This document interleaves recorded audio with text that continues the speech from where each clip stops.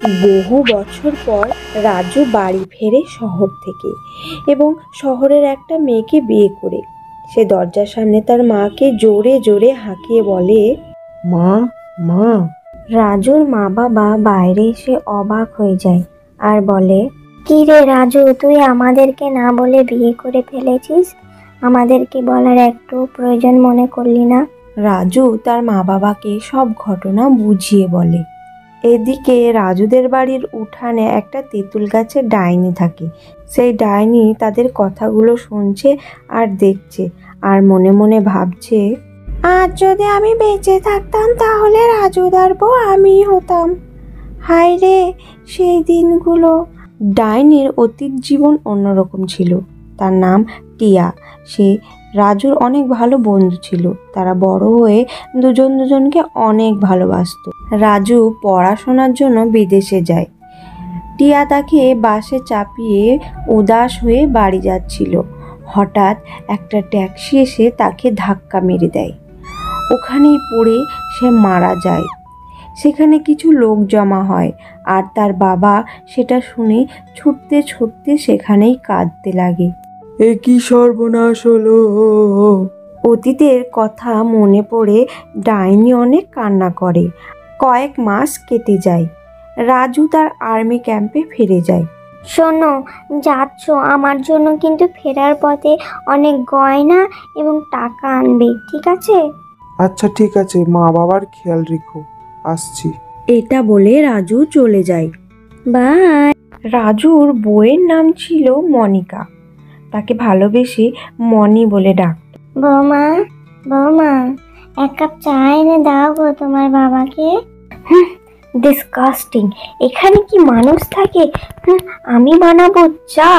অনেক করেছি, আর না, আর ভালো লাগে না। আমাকে আর একটুও ভালো লাগছে না এখানে। আজই যাব আমি বাপের বাড়ি, আজই বাপের বাড়ি চলে যাব। মনিকার কথা শুনে ডাইনি অনেক হাসতে থাকে। কেউ চায় সংসার করতে কিন্তু পায় না, আর যে চায় না সংসার করতে সে আবার পায় সোনার সংসার। মনিকা তার ব্যাগপত্র গুছিয়ে সে বাপের বাড়ি চলে যায়। মনিকা যাওয়াতে ডাইনি অনেক খুশি হয় আর বলে, এবার আমি নেব রূপ ধরে সোনার সংসারটাকে হাতে নিয়ে। সকাল হতেই ডাইনি মনিকা রূপ ধরে আবার ঘরে আসে। এ কি গো বৌমা, তুমি তো কালকেই গেলে, আবার সকাল সকাল এত তাড়াতাড়ি ফিরে এলে কেন?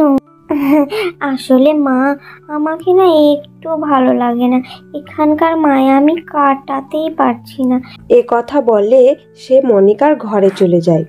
সে অনেক খুশি থাকে মনিকার রূপ ধরে। আহ, কি আনন্দ যে হচ্ছে, আমি বলে বোঝাতে পারছি না। সে ঘরের সমস্ত কাজ একাই করে ফেলতো। তার শাশুড়িও অনেক খুশি হতো, কারণ মনিকা কখনো কাজই করেনি বাড়ির। তাই সে ভাবে হয়তো সে বদলে গেছে। বেশ কয়েক মাস কেটে যায়। এরই মধ্যে রাজু বাড়ি ফেরে। চলো মনিকা, আমরা একটু ঘুরে আসি।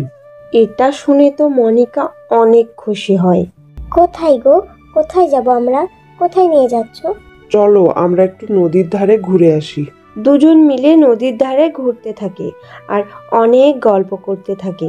তারা দুজন অনেক খুশি থাকে। ডাইনি মনে মনে অনেক ভয় এবং চিন্তা করে, যদি মনিকা চলে আসে তাহলে তো আমার এই সুখ স্বপ্ন সব ভেঙে যাবে। এ ভগবান! একদিনের কথা, হঠাৎ মনিকার শাশুড়ি ঘরে আসে। শোনো বৌমা, তোমাদের বিয়েতে আমার কিছু আত্মীয় স্বজন কি কাল সকালে আসবে, তা তুমি কি পারবে না ওদের সবার জন্য রান্না করতে? ভালো ভালো রান্না করো কিন্তু। আরে কেন পারবো না মা, সব পারবো। আপনি সবাইকে আসতে বলেন, আমি সব রান্না একা হাতেই করব।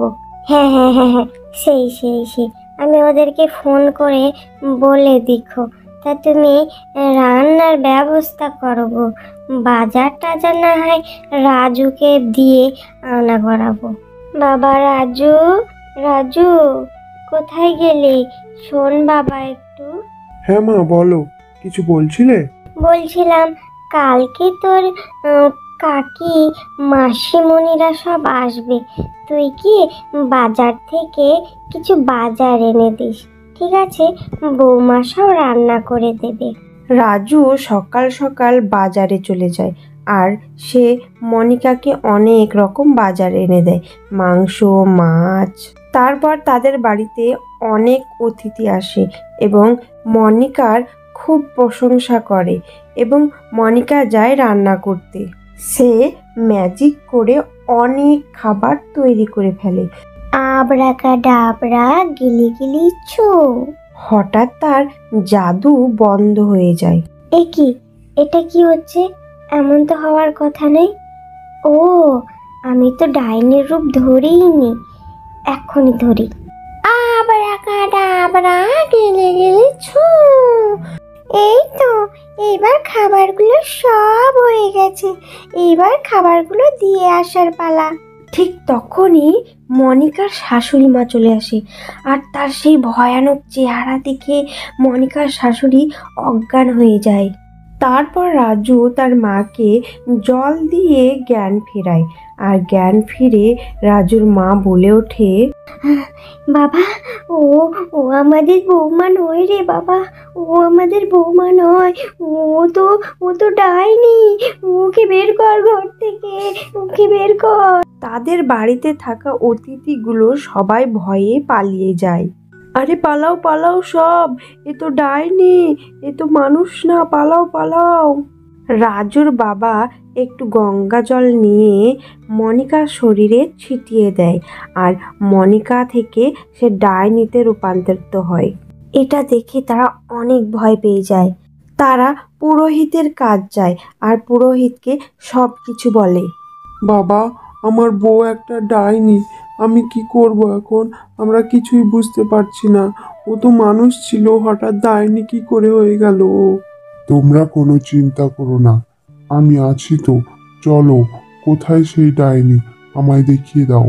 তারপর পুরোহিত মশাই তাদের বাড়ি আসে এবং সেই ডাইনিকে বলে, কে তুই? তুই এখানে কি করছিস?